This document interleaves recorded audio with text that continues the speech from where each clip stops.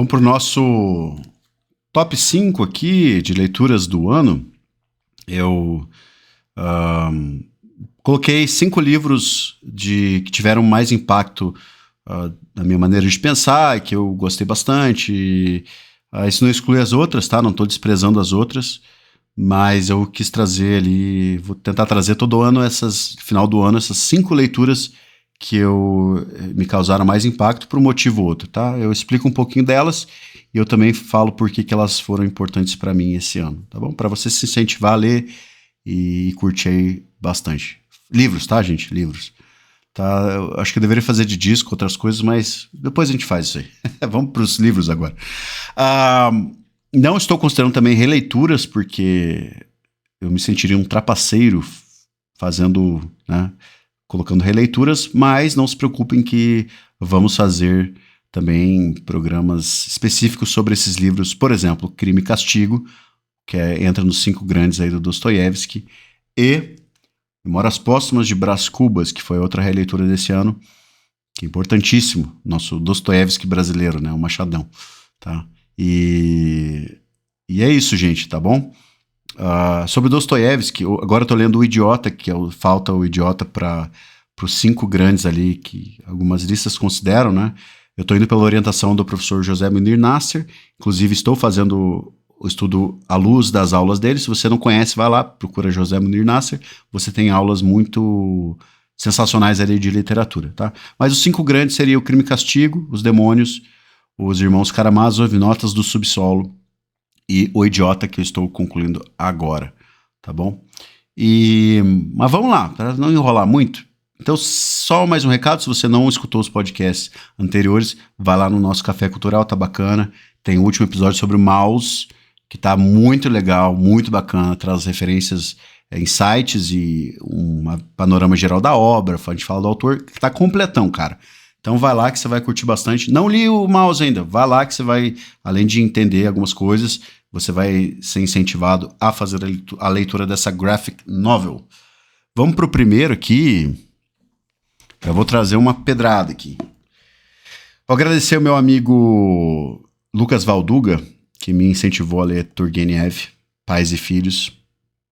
Pais e Filhos é uma obra muito importante do Turgenev. Não sei se é a obra principal dele, tá? Eu não conheço muito Turgenev, tá? Eu li isso aqui. Pretendo ler mais dele. Mas trata do tema do surgimento de ideias revolucionárias na Rússia do século XIX, à luz de um personagem chamado, se não me engano, Bazarov, que é um jovem que traz essas ideias. E aí ele faz amizade com outro rapaz que é mais novo, que até vê ele como uma figura de irmão mais velho e tal, mas vai falar como que essas ideias afetam a maneira como este indivíduo reflete sobre o mundo e até o comportamento dele. Aí vai ter outras tramas e tal, beleza? Mas é legal ver... O Bazarov é você fica um pouco nessa fase que eu tô na vida, até a gente fica um pouco irritado, né? Que é eu vi no Bazarov um pouco daquela neurose, né? Que a pessoa cria em cima das próprias ideias. A pessoa racionaliza muito o mundo e até deixa de aproveitar pequenas coisas belas da vida, né? Eu sei, eu fico irritado porque eu já fui muito assim, tá? De você pautar o seu comportamento a partir de intelectualismos, né? Não, só vai, cara, só aproveita a vida aí que não tem que pensar muito às vezes, tá? Você tem que refletir sobre coisas, mas não ficar também mentalizando todos os aspectos da vida. Mas é muito legal, personagens muito densos, um livro também seminal aí para literatura clássica. Gostoso de ler, tá, cara? É muito fácil de ler isso aqui, tá? O Turgenev tem uma prosa muito gostosa e fácil de navegar, e você vai aproveitar bastante, vai curtir o livro e também vai aprender bastante sobre o contexto da Rússia, né, desses surgimentos. E aí eu vou pegar outro livro que vem nessa esteira, que fala de um tema semelhante, que é do Dostoiévski, Os Demônios. Por que eu trago na sequência do Turgenev? Porque o tema é muito parecido. Nós estamos falando aqui também sobre surgimento de movimentos revolucionários da Rússia do século XIX e como que esses movimentos afetam o comportamento das pessoas e como eles surgem como algo que parece ser uma boa ideia, mas no fim das contas eles acabam subvertendo a ordem das coisas, criando caos, criando tragédias. Então, no fim do livro, você tem tragédias causadas ali por essas novas ideias, tá bom? Você tem personagens também muito... O Dostoiévski, né? Ele é um criador de personagens fantástico, então... muitos dizem que são os personagens mais vivos, né, da literatura, mas te prepara, cara. Eu não sei se era o momento que eu tava passando na minha vida, mas penei um pouco para ler isso aqui. De todos os livros do Dostoiévski que eu li, incluindo também coisas menores e tal, foi o mais chato de ler. Então, não vou culpar, talvez a tradução, alguma coisa assim. Tradução maravilhosa, tá? Do Paulo Bezerra, melhor tradutor, acho que de russo que tem no Brasil. Mas algumas coisas cômicas são difíceis de pegar, porque você só conseguiria pegar do russo, e talvez é a obra mais política do Dostoiévski. Ele trata de várias coisas, mas ele costuma falar sobre natureza humana e tal, mas essa obra ela é a mais política de todas, né? Muito importante de ler, mas vai com a alma aberta, porque é uma leitura bem densa, tá? E exige um tempo, porque, né, vocês viram que não é muito pequeno, tá? É um livrinho um pouco grande, né? Mas importantíssimo para entender Dostoiévski também. Literatura clássica. Vamos quebrar um pouquinho de literatura e falar de um livro técnico, que é o Cultura Geral, do Dietrich Schwanitz. Se eu estiver pronunciando errado, mil desculpas, tá bom? Mas por que ler este livro? Porque ele vai te dar um mapinha sobre assuntos que você deve entender para ser uma pessoa mais culta, desde história, grandes livros, grandes obras, né? Arte, escola de pensamento, filosofia. Ele vai fazer um apanhado geral. Não vai nem de longe esgotar cada assunto que ele for tratar, porque a ideia do Dietrich é realmente fazer um mapa geral. Então, a partir desse livro, a gente pega o que ele falou aqui e vai atrás para consumir o que está presente, tá bom? Então, não acho que você vai ler isso aqui e vai falar, nossa, agora eu sou um cara culto. Não, aqui você usa como um mapa para mais como se diz, uma curadoria de assuntos que você deve procurar, tá bom?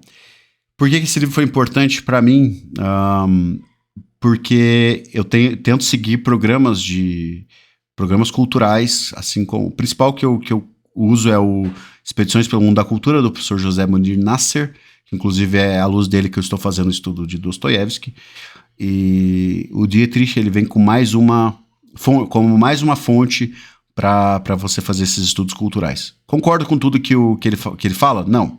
Tem coisas no campo da religião também que eu acho meio, sei lá, meio bobinho, meio superficial, mas é um livro muito importante, tá? Vou trazer com mais detalhes depois, vocês veem aqui, vai aparecer algumas anotações, algumas coisas assim, deixa eu ver aqui, aqui vai ter algumas anotações, algumas coisas, então eu quero pegar com mais detalhe depois, tá?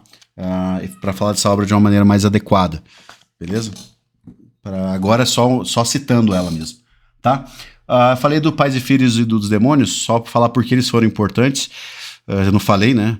Porque me fizeram ter um entendimento melhor de como certas ideias afetam, né, a estrutura social e o íntimo das pessoas. Então são obras que mostram de maneira visceral o quanto essas ideias realmente afetam, que não é só ideia, né? Não é só intelectualismo. Como elas se projetam na ação prática e como elas podem trazer problemas, como as coisas parecem ser muito boas à primeira vista, mas podem trazer bastante problema. São duas obras que vão falar disso aí, tá bom? Então isso ampliou a minha capacidade de enxergar de maneira mais visceral a problemática dos movimentos revolucionários, que parecem muito sexys, mas acabam trazendo um monte de merda e de porcaria, tá bom? Não só aquele pensamento bobinho, porque comunista é mal, não é isso. Por que a parada dá merda? E por que ela parece ser tão boa? O Dostoiévski, se você é de esquerda, se você é comunista, o Dostoiévski não é ele é anticomunista, tá? Não na essência da palavra, porque estamos falando de uma outra época, mas ele é vamos botar melhor assim, ele é antirrevolucionário. Então você vai encontrar temas contra o pensamento revolucionário, principalmente Notas do Subsolo, mas não vamos falar disso aqui agora. William Gibson, vamos trazer um pouquinho de ficção, um pouco de pop, ficção do William Gibson, o Neuromancer do William Gibson. Por que este livro é importante? Porque eu gosto muito da estética cyberpunk e eu tive contato com o pai da publicação da estética cyberpunk, tá bom? Principalmente na ficção. O que você vê do RPG Cyberpunk 2077, que era um RPG de mesa, se eu não me engano, virou o jogo eletrônico, bebe direto daqui. Temos também coisas como Blade Runner, o filme, né? Não o livro. No livro eu ainda não li, tá na lista, mas bebem diretamente dessa estética cyberpunk. Essa aqui é a gênese, tá bom? Já, claro, outros livros já traziam um pouco disso, mas esse aqui é o grande marco, né, do surgimento dessa estética. Faz parte de uma trilogia chamada Trilogia Sprawl, que é a região lá que acontece a história. E aí você tem também Mona Lisa Overdrive e o Count Zero. Não li ainda, tá na lista também, tá? Mas começar pelo Neuromancer, tá? Confesso pra vocês que eu fiquei um pouco confuso quando eu li ele a primeira vez. Tive que... Olha só, falando de releitura. Tive que fazer uma releitura no mesmo ano de um livro, porque eu achei ele muito confuso.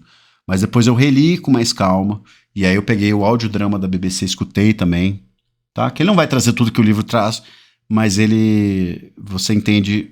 Eu li em português, aí eu escutei o audiodrama em inglês, e aí com o inglês você entende um pouco da estética do Gibson, tá bom? Então fica a dica, se você fala inglês, leia o Neuromancer em português, não tem problema. Leia em inglês, se você tiver saco também, que eu acho que deve ser uma experiência muito mais legal, tá? Eu li em português, tá, gente? Mas eu escutei o audiodrama em inglês e eu entendi por que esse livro é tão legal e eu passei a amar ele, a gostar bastante do Gibson. Muita gente detesta, mas eu passei a gostar e muita gente se sente confuso com o Neuromancer, tá? Eu fiquei me achando muito burro quando eu li a primeira vez, mas depois eu descobri que o clube de quem se sentiu confuso lendo Neuromancer é muito maior do que eu estava esperando. E por fim, olha, joia do Oriente, no rescaldo do final do ano. Agradecer meu amigo Felipe do Além da Última Página, que me incentivou. Já queria ler esse livro, essa graphic novel há algum tempo, mas eu fui incentivado para fazer o programa. E, cara, maravilhoso isso aqui. Não vou estender, vai lá no podcast, escuta que a gente fala com profundidade sobre o mouse, beleza? Mas que obra sensacional. E uma das melhores que eu já consumi na minha vida. E isso aqui, espero que essa suástica não dê problema na distribuição do nosso conteúdo, mas é maravilhoso, cara. Simplesmente vai falar de holocausto, vai falar da relação de pai e filho, vai falar sobre comportamento humano, bem e mal, vai mostrar que as pessoas não são nem preto e branco, a humanidade é cinza, ela é uma mistura de coisas que são boas em um momento podem se tornar fonte de mal, de coisa ruim depois, tá? Então é uma obra muito densa, muito complexa. Os traços estamos falando de uma graphic novel, então você tem desenhos, né? Muito fantástico. O Art Spiegelman, ele é um desenhista sensacional e também o texto dele é muito, muito profundo. Por que isso é importante? Aumentei muito mais o meu entendimento de alguns aspectos da natureza humana e reafirmei muito daquela impressão que eu tinha de que as coisas não são preto e branco, são cinza. Esse ano eu li Em Busca do Sentido, do Viktor Frankl. Quando eu falar isso, alguns devem ficar chateados comigo por eu não ter botado o livro do Viktor Frankl como um dos top 5 desse ano, mas eu vou roubar e eu vou pegar gancho com o mouse, porque, cara, o livro do Viktor Frankl foi um livro muito impactante na minha vida, para entender a questão de logoterapia e também a experiência dele no campo de concentração, mas eu gosto de falar do Frankl associado com esse material aqui, porque se você quer entender mais sobre a experiência do Holocausto e como isso afeta a alma humana, leia o livro do Viktor Frankl, não está aqui, agora está lá na biblioteca, mas leia um conjunto com o mouse. O livro do Viktor Frankl tem 100 páginas, é bem curtinho. Bem fácil de ler também. Vamos lá, tô quase derrubando as coisas aqui. Daqui a pouco vai cair tudo aqui. Ei, bagunça. E é isso. Então, gente, esses 5 são as obras que eu elenquei como mais interessantes e impactantes, tendo que deixar algumas de fora que também foram muito impactantes, tipo do Viktor Frankl. Mas leiam, tá? Fica a dica. E é isso. Muito bom falar com vocês. Feliz ano novo para todo mundo. E espero nova linha editorial, novos conteúdos, podcast aí bombando toda semana. E eu fico muito feliz de estar fazendo esse trabalho, tá? Mandem mensagem, vão lá na rede do meu amigo Felipe do Além da Última Página, que tem uns textos muito legais. E é isso, gente. Espero que tenham gostado. Fiquem bem, forte abraço e até mais.